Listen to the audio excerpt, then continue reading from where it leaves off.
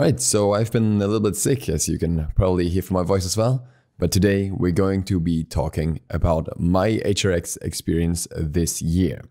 So I got invited by HRX this year. This is kind of in the process of helping them out a little bit at Gamescom, and then in return, Tietz and I would get an invite, and that's what we did. And yeah, it turned out pretty well. And given that the location of the event has changed, I figured it would be interesting to talk about what was different, how the event was overall, and how I felt about it. Now, first of all, I didn't do any vlogs, in case some of you are wondering about that. I kind of wanted to enjoy the event when I had time to actually do that, and otherwise I was very busy as well, so there wasn't really much room to consistently film enough things for a vlog. So I'm gonna throw in some pictures here that other people have taken that they've tagged me in, but no video clips at least. Also, you may notice that I look tired as hell in many of these pictures, and that is because I often was. It was quite an exhausting event, to say the least. So yeah, if I look tired, it's because I am tired. But now for the actual event and everything surrounding it. We arrived on Wednesday evening after a pretty good flight, not too long. And the first thing that we went for was dinner. HRX offered VIP dinners for various press members as well as content creators throughout the days, so we took that opportunity on the first night and met up with some people. After that, we just went home, and I think I made a video that night because Ajax had posted an update regarding Season 6, and I wanted to talk about that as quickly as possible. Thursday was still the calm before the storm, because on that day there wasn't actually going on in terms of the event itself yet. We explored the city a little bit, and we went for a nice lunch at a Chinese food place. And I'm actually not quite sure what we did after that, but I think we just went to get some groceries and stuff and then kind of prepared for the dinner. The dinner was not only food though. We were invited to the Atlanta Aquarium and we could look at it for free, which was pretty cool. And then afterwards we had dinner there. There we already got a lot of information about Season 6 as well, alongside with being able to talk to a lot of cool people, obviously. And that was kind of a spoiler, I would say, that we were not allowed to talk about until the next day, until the big teaser from HRX was being shown. So we kind of had to keep that on the down low, but we had a little bit of interesting insight. After that, we went out to a bar called Gibney's with Smitten, and we mostly hung out with the rival guys there, kind of talking a little bit about what's coming in the next days and also just other random stuff. And we saw Ice Ice Baby without his hat for the first time. That was actually kind of surprising because we all thought he didn't have much hair, but he actually did. Plot twist right there. Then we went over to the hotel bar where a lot of SMITE people were hanging out. I think this is actually my favorite part of all these events. If you hang out in the evenings in those places where most people have their location where they stay as well, you will meet so many people. You will meet all the pro players, all the content creators, all the other people that are active in the scene, a lot of the HRX employees as well. So I really enjoy those parts, just having the chance to talk to people and connect with people in one way or another. And that's what I really, really like. That's, for me personally, always been the biggest part of events like HRX. And it was kind of cool that in this year, pretty much all of the pro players and all of the other people were located in the same hotel. So it was very easy to find people if you wanted to. Eventually, it got a little bit late and everyone went to sleep. And I was planning to go to sleep as well. But then I looked at Reddit and there was actually another update for Season 6. And I was like, okay, I guess I'm going to talk about that now as well. And I also wanted to make another video on the information that had been teased. So yeah, I had a lot to do that night. I didn't sleep very much. And I woke up the next day kind of tired, kind of a bit hungover. And I was just a general mess at that point. So this was Friday. This was when the event actually started. So I actually had to be at the venue at a reasonable time. Now what I wanted to do is I wanted to see the big opening at the stage itself. What happened was not quite what I was planning to do. So in the last years, if you went to HRX, there was always multiple entrances, one for normal members, normal ticket buyers, and then another one for press and VIP. And I assumed that would be the case for this event as well. But it wasn't. And in my opinion, that's actually totally fair. I don't really mind that. I don't need a VIP entrance. And if you're in a rush, you can probably reach out to someone somehow and still get in quicker anyways.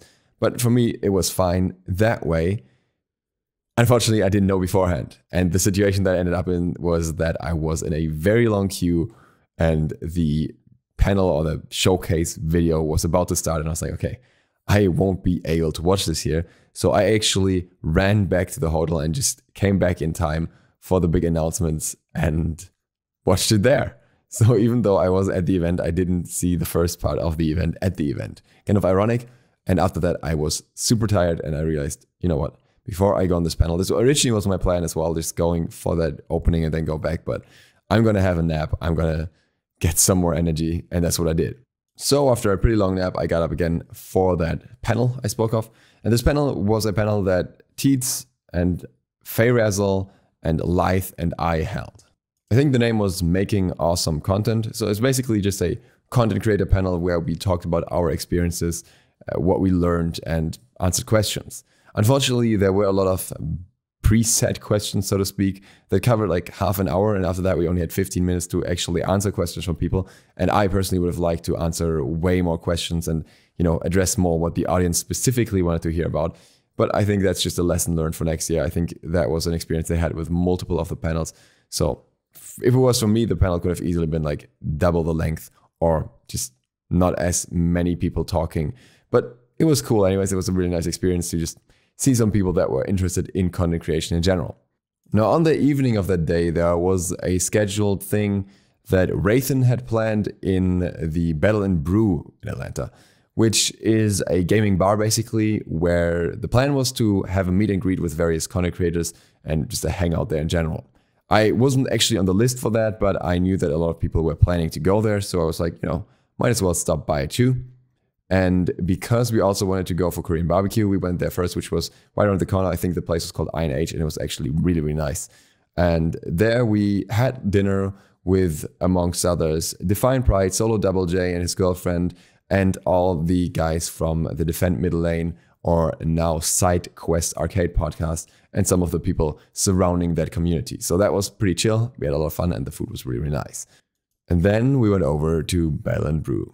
And I know that at least some of the people working there follow me or used to follow me. So sorry about this in advance, but what we arrived into was somewhat catastrophic. Maybe the wrong word. I don't know how to really phrase it, but it was just very awkward for us. So we arrived there roughly 2 hours after the event should have started, or 1 hour, or whatever. Doesn't really matter. And no one was there, which was kind of weird, but that, you know, wasn't on Battle and Brew. However, the place was already packed, and I don't know how to describe it really. If you haven't been, it's a relatively small bar area. Then there's a dining area to one side, and the other side is basically just crowded with big PC areas and other gaming areas where you can play various games if you're willing to pay the money for that. And I can tell you that it's relatively pricey to play games there. So we were not planning to play games. We were just there to chill and talk to people. It was super loud because they also had some event thing going on where they're giving things away or whatever. I think like 1-day tickets for Dreamhack. And at the same time, the music was blasting. And at the same time, people were playing games and people were talking. And you're just standing like, I cannot understand a single word. And to me, I'd rather have a more quiet area where we can actually talk to people, especially in a situation like this, than, you know, a clubbing kind of atmosphere without any room to dance anyways. What happened over time, though, is that a few people started dripping in and we saw a few familiar faces. That was nice, but unfortunately with that, there was also a bigger crowd coming in, obviously, because of that meet and greet. And unfortunately, Battle and Brew had not scheduled anything for that at all, even though Raythan had specifically told them that there are going to be more people, that they will probably need more bar staff. There was an inside joke about ordering a washed up jungler and getting a specific cocktail, and the bar staff didn't even know about that, and there wasn't any area that was like planned for them. They got some drink vouchers eventually or something, but really it was just weird. It was just not planned through properly, not by Raythan, but by the Battle and Brew staff. They just didn't follow up on it, and it was just a frustrating experience once again. And this is, I think, the third time that I've been there that I really didn't enjoy being in the place. So my personal recommendation, as sorry as I am for this, is if you're going to Atlanta, if you're going to HRX, just avoid Battle and Brew. It's not actually that fun, at least not if you're not specifically there to play games, which I guess you can kind of do at home anyways, you know? And I've given them the benefit of the doubt twice. Once they were announcing that they have a new ownership and whatnot, and it's completely different, and it didn't really seem all that different, to be honest. And then this year, because, you know, there was a big event planned and it didn't work out in either situation. The first time it was also not great. So yeah, I'm definitely not going to that place again. So instead, we Ubered back to the hotel, hung out at the hotel bar for a little bit, and then went up to the room of the Defend Middle Lane or SideQuest Arcade guys and played some Smash there with everyone who was also at the dinner. That was super fun. That was very enjoyable. After that, we hung out in the lobby a little bit once again, and that was a good night. The next day, we had a meet and greet relatively early in the morning. I personally don't really like the format of most meet and greets because usually it's just this, you say hi quickly and then you move on. And I'd rather talk to people a little bit and have like a few people walk up and just everyone join in on the conversation. But, it is what it is. It was still nice this way as well. And I just kind of convinced some people to stay for a while until eventually security got a little bit annoyed because we were like kind of having queues into the walkway, which I guess could be solved a little bit better in the future. Maybe have the location for the meet and greet so that there is a little bit more space for people to queue up and not the situation that we had where everyone had to talk to everyone at the end.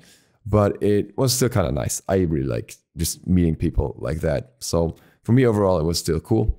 And I think that's something that could definitely be expanded upon.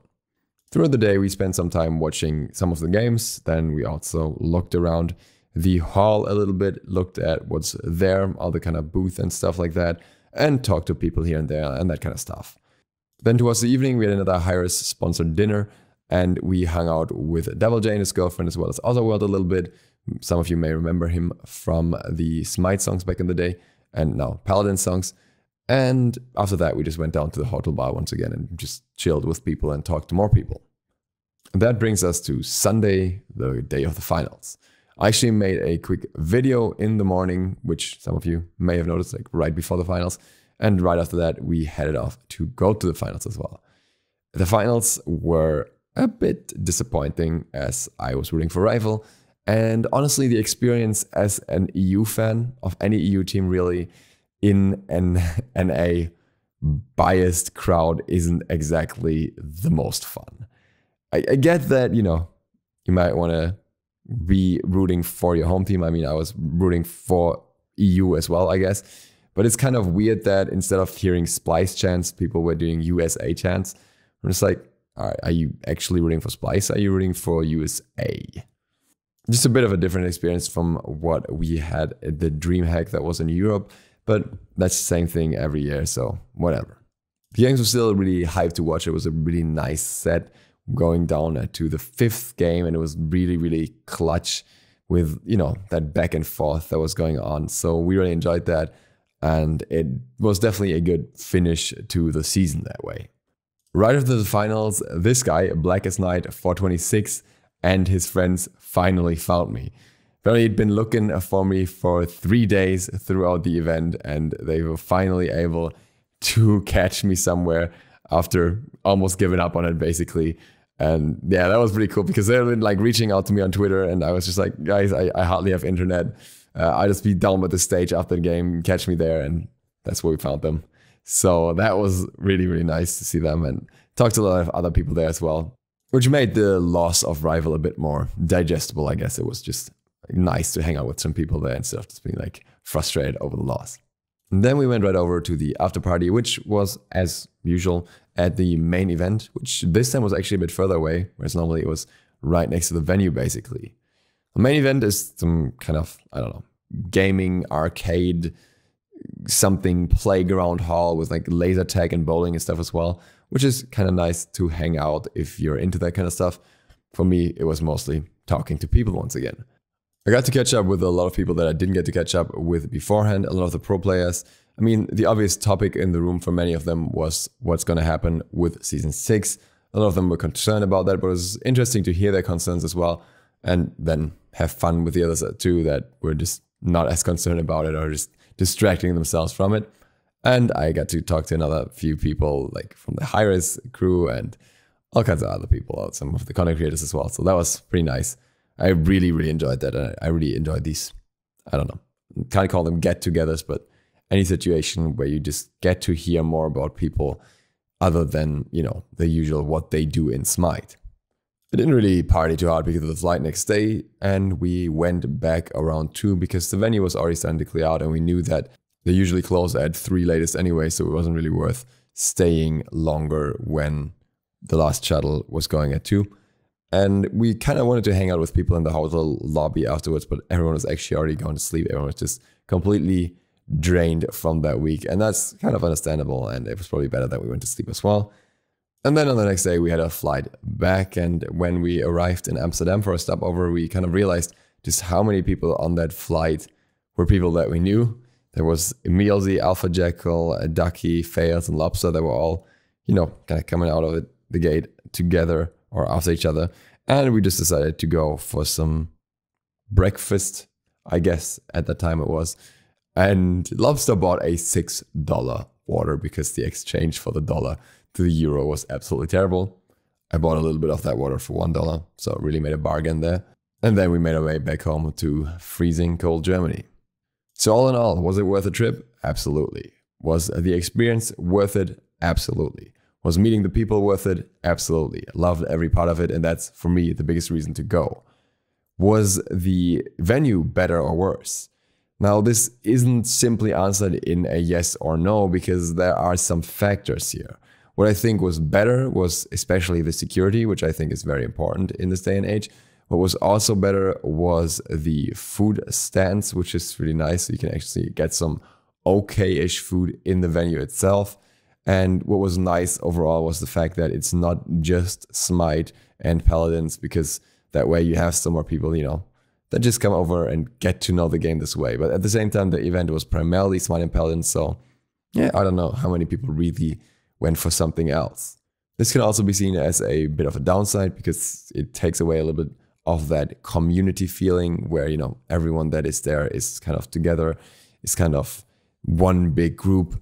But I personally don't mind it that much. I think it's actually nice to have a break from people from time to time. Just go somewhere else where not everyone recognizes you. I guess that's more of a me thing at the end of the day, but I think it's fine this way. And I think that is not the part that needs working on. Which part I do think needs working on are the stages. The stage in the COP Energy Center where it was before was just massive and looked really, really cool. It was just a very impressive layout overall.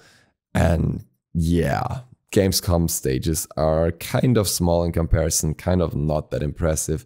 And a big issue was that they were way too close together as well. They were literally right next to each other, and they should probably be further away from each other by quite a stretch. I don't think a divider would do enough here because the audio was just overlapping weirdly. The light show was overlapping, and that kind of took away from the experience in the arena unless you were sitting on the very far side out away from the other stage. Along with that, putting all things SMITE in one place would be cool. So for example, the meet and greet was basically on the other side of the hall, and I think it would be better if the meet and greet was in the SMITE area for SMITE people, because then a lot more people would notice it. But these are like small things that can easily be fixed. I'd rather have like half of the hall being high-res and half of the hall being something else, and then people just walk over to the high-res part. If you're someone who is primarily there to watch the games, then I think the venue is a fair bit of a downgrade, though the games are still hyped to watch, especially if you're cheering for NA.